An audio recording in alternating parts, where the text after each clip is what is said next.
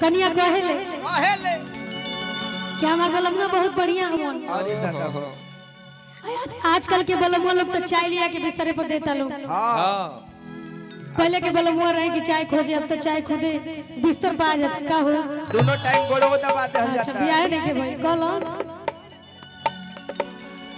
कि जैसन सोचले रहली हो,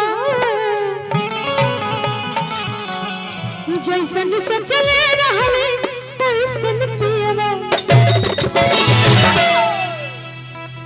कि प्यारी से दुगो जोड़ी बैठल बा, जोड़ी खातिर कहे के बा कि जैसन सोचले रहली वैसन पियवा। सावन में गोर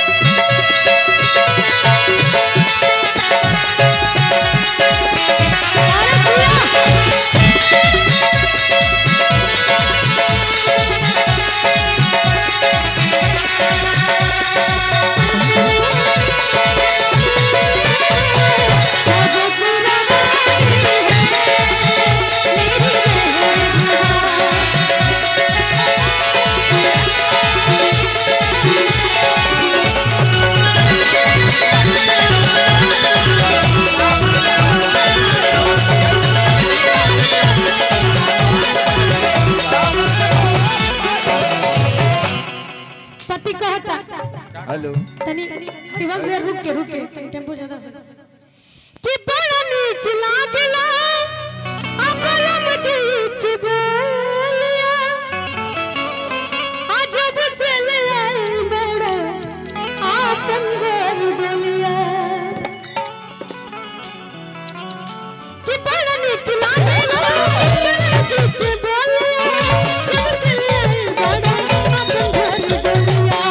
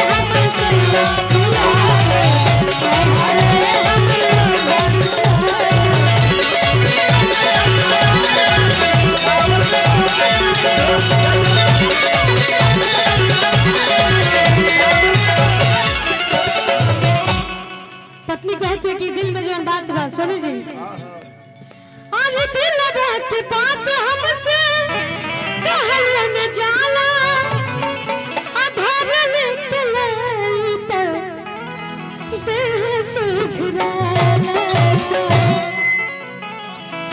कि बटे जुल्म जवानी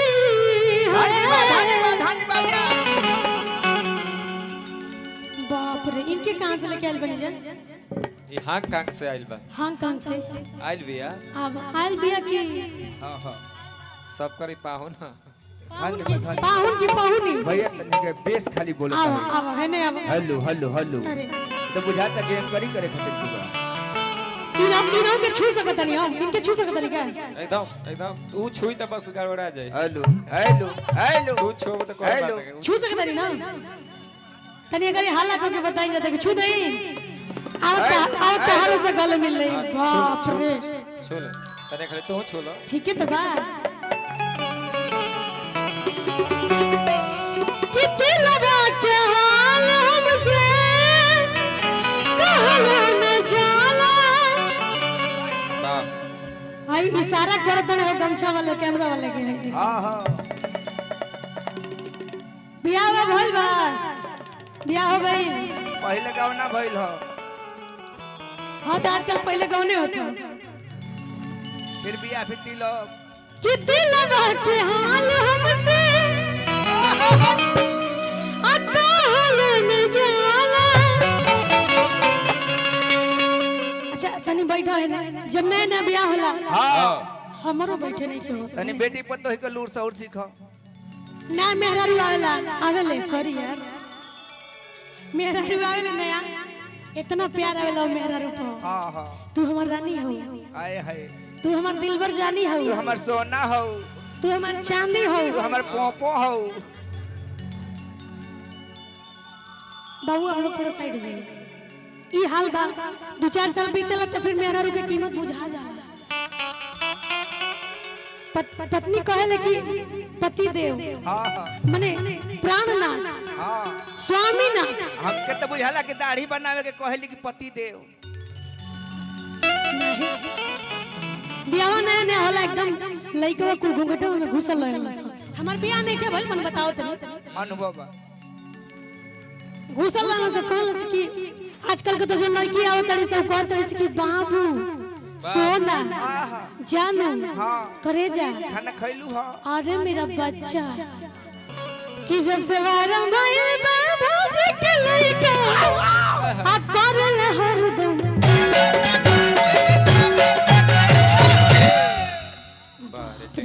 बड़ा खतरनाक टीम लेके आई बनी हां तो कहे लड़की जब बियाह हो जाला आजकल तो बियाह नहीं को होत लव सब लोग चल रहा था तो कहत है लड़की कि अरे मेरा बच्चा खाना खाया क्या मेरा बाबू खाना खाया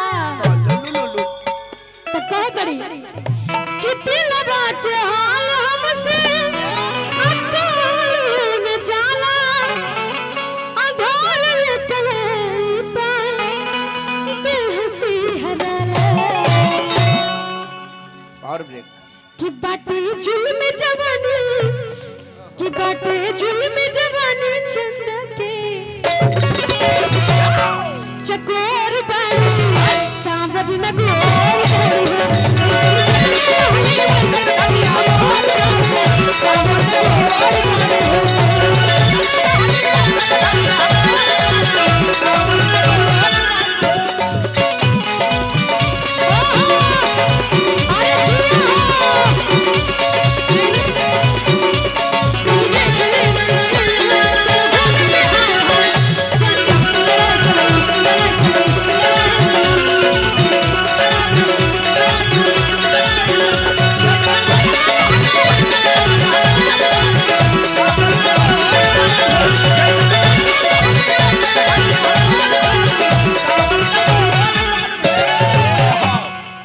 पत्नी कहती है देख के अब तू ही आओ तो ही जा कि हम तो तर गईनी हो आए हाय हाय आ सुनर बार पहनी हो अपना राजा के